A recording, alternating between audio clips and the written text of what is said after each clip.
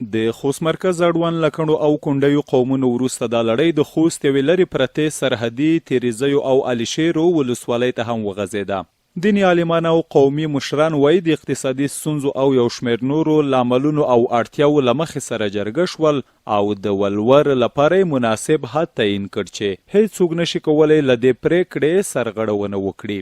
موږ د علماو موږ د قومي مشرانو په اتفاق باندې 2.5 لکه مروج افغانۍ دا مهر تعیین شوی ده او چې په دانې موږ د ټولو علماو د قومي مشرانو په دې باندې اتفاق ورغوله ده. په اوس وخت کې رښتیا چې د نورو وختونو په نسبت د اسلامي امارت پرتګ سره دغه ضرورت ډېر احساس شو ځکه اسلامي امارت نه غواړي چې په وطن په ټولنه کې د فسق فساد وي یا داسې جرمونه وي یا داسې غږونو په زنانو باندې غږو کړل یا بعضې نوره مسایل وي نو ځکه خلکو سره هم دا روحیه دایما اسلامي امارت هم په دې کې کور وکړلو خلکو ته یوه روحیه ویر کړله او خلک په دې مطمئن شول چې که چېرته موږ دا ډول تړون وکړو دولت زموږ سره همکار ده امارت زموږ نه پرېکړو نه ملاتړ کړي. د چارو پوهان هم په دې نظر دي چې لوړ ولور اخیستل په ټولنه کې د بېلابېلو ستونزو او ضرر رسونکو کړنو لامل ګرځي.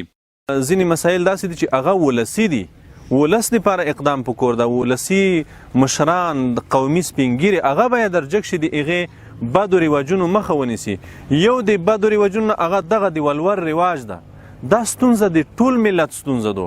هر سړی په کور کې زوی هم لري لور هم لري، هر سړی ورور هم لري خور هم لري.